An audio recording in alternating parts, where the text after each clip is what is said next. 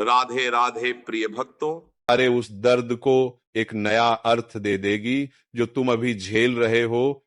एक ऐसा अर्थ जो तुम्हें बताएगा कि जो हो रहा है वो तुम्हारे विरुद्ध नहीं है। एक ऐसी समझ जो तुम्हें याद दिलाएगी कि जो तुम्हें तोड़ता हुआ लग रहा है वो दरअसल तुम्हें गढ़ रहा है। तुम सोचते हो कि भगवान तुमसे नाराज है। तुम सोचते हो कि तुम्हारे साथ ही बुरा क्यों होता है। तुम सोचते हो कि तुमने क्या गलत किया जो ये सब झेलना पड़ रहा है। तुम सोचते हो कि दूसरों की जिंदगी इतनी आसान है और मेरी इतनी कठिन क्यों है। पर आज मैं तुम्हें एक बात बताना चाहता हूं। भगवान उसी की परीक्षा लेता है जिस पर उसे सबसे अधिक भरोसा होता है। वह उसी को आग में डालता है जिसे वह सोना बनाना चाहता है। वह उसी को परखता है जिसे वह असाधारण बनाना चाहता है। और परीक्षा लेने से पहले वह कुछ संकेत देता है। आज मैं तुम्हें वही संकेत बताऊंगा। पहला संकेत, जब एक साथ कई दिशाओं से परेशानियां घेर लें। प्यारे भक्तों, पहला संकेत यह है, जब जीवन में ऐसा समय आए कि एक तरफ से परेशानी आए तो दूसरी तरफ से भी आ जाए। एक समस्या सुलझाने की कोशिश करो तो दूसरी खड़ी हो जाए। एक दरवाजा खटखटाओ तो बंद हो जाए। एक रास्ता ढूंढो तो वह भी अटक जाए। और मन में लगे कि सब कुछ एक साथ क्यों टूट रहा है। तो ये पहला संकेत है कि भगवान परीक्षा ले रहा है। भगवान जब परीक्षा लेता है तो वह एक एक करके नहीं लेता, वह एक साथ लेता है। क्योंकि वह देखना चाहता है कि जब सब कुछ विपरीत हो तब तुम कैसे रहते हो। जब हर तरफ से दबाव हो तब तुम्हारे भीतर क्या बचता है। जैसे सोने की परख आग में होती है, एक एक गर्मी से नहीं बल्कि पूरी आग से, उसी तरह भगवान की परीक्षा भी पूरी होती है एक साथ। इसलिए नहीं कि वह क्रूर है, बल्कि इसलिए कि वह तुम्हारे भीतर की असली ताकत को बाहर लाना चाहता है। और जो ताकत उस आग में बाहर आती है वह किसी और तरीके से नहीं आ सकती। इसीलिए जब सब कुछ एक साथ घेर ले, घबराओ मत।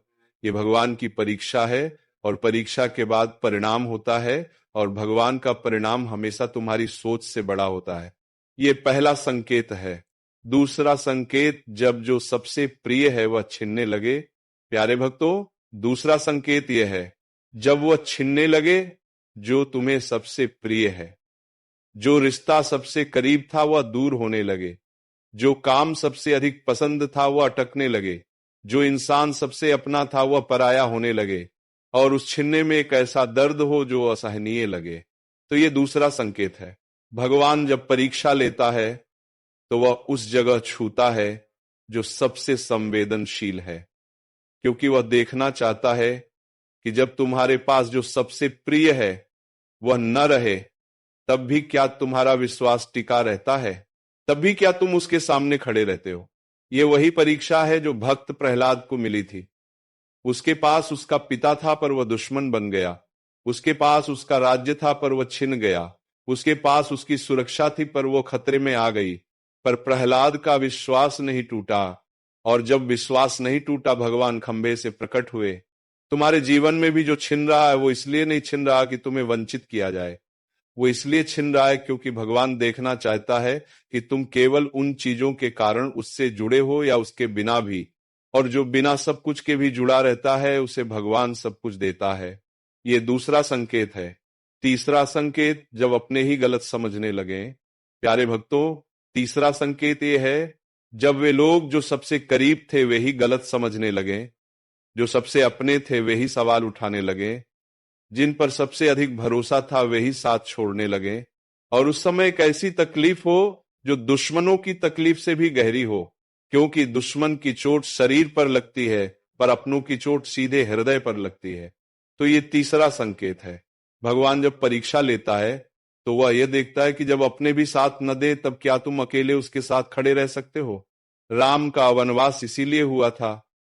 कैकेयी ने जो किया वह दर्दनाक था, पर उस वनवास में राम ने जो पाया वह उस दर्द से कहीं बड़ा था। जब अपने ही गलत समझें तो रो मत, बदला लेने की कोशिश मत करो, बस शांत रहो।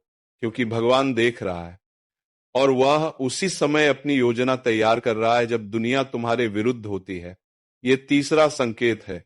चौथा संकेत, जब प्रार्थना के बावजूद तुरंत कोई उत्तर न मिले।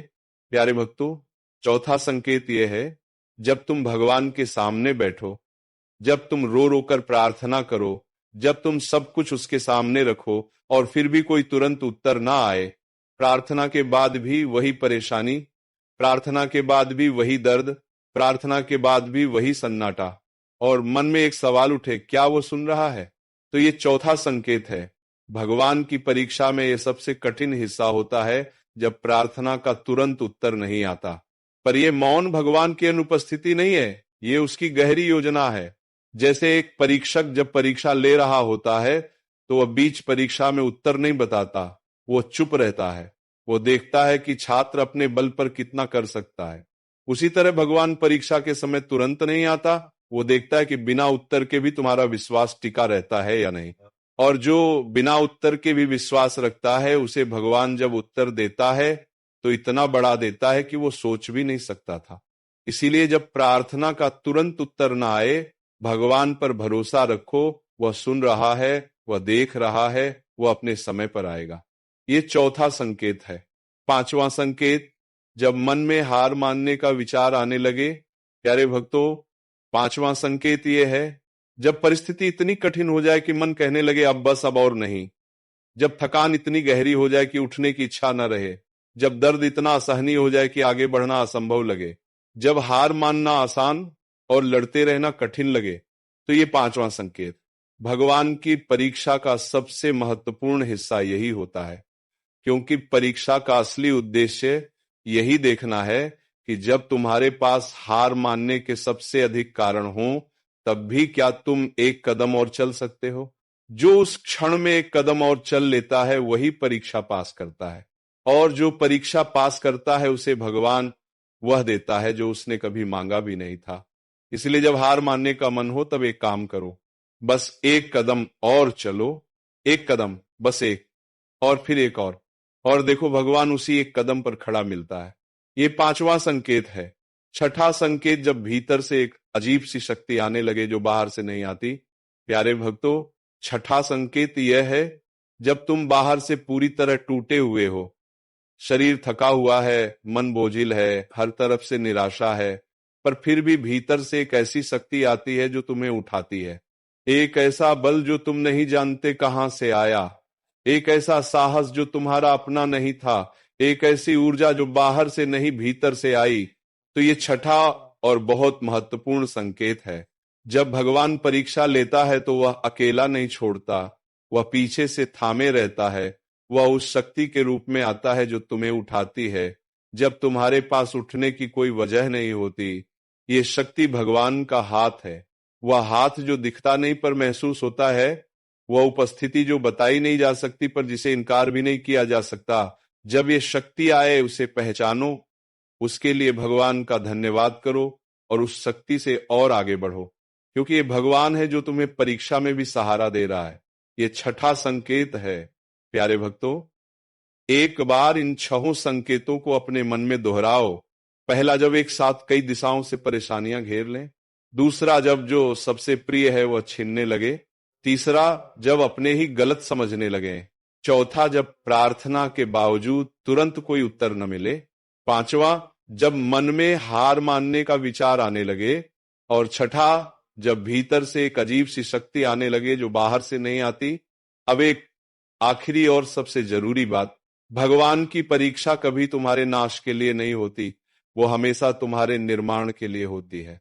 जब वो परीक्षा लेता है तो वो तुम्हें तोड़ने नहीं आता, वो तुम्हें तराशने आता है, वो तुम्हें मांझने आता है, वो तुम्हें उस ऊंचाई के योग्य बनाने आता है जो तुम्हारे लिए लिखी है। और वह परीक्षा उसी को देता है जिस पर उसे सबसे अधिक भरोसा होता है। तुम्हारी परीक्षा इस बात का प्रमाण है कि भगवान को तुम पर भरोसा है, कि वह तुम्हें साधारण नहीं असाधारण बनाना चाहता है, कि उसने तुम्हारे लिए कुछ बड़ा सोचा है। इसलिए परीक्षा में टूटो मत, बिखरो मत, हारो मत, क्योंकि परीक्षा के बाद जो आता है वह परीक्षा से कहीं बड़ा होता है। जो आंसू तुमने अकेले बहाए हैं वे व्यर्थ नहीं जाएंगे। जो दर्द तुमने चुपचाप सहा है वह व्यर्थ नहीं जाएगा। जो रातें तुमने जागकर बिताई हैं वे व्यर्थ नहीं जाएंगी, क्योंकि भगवान देख रहा है, वो हिसाब कर रहा है, और वो एक दिन वो सब देगा जिसके लिए तुम तड़प रहे हो। बस थोड़ा और धैर्य, बस थोड़ा और विश्वास, बस थोड़ी और प्रार्थना, क्योंकि जो परीक्षा में टिका रहता है उसे भगवान कभी निराश नहीं करता। राधे राधे।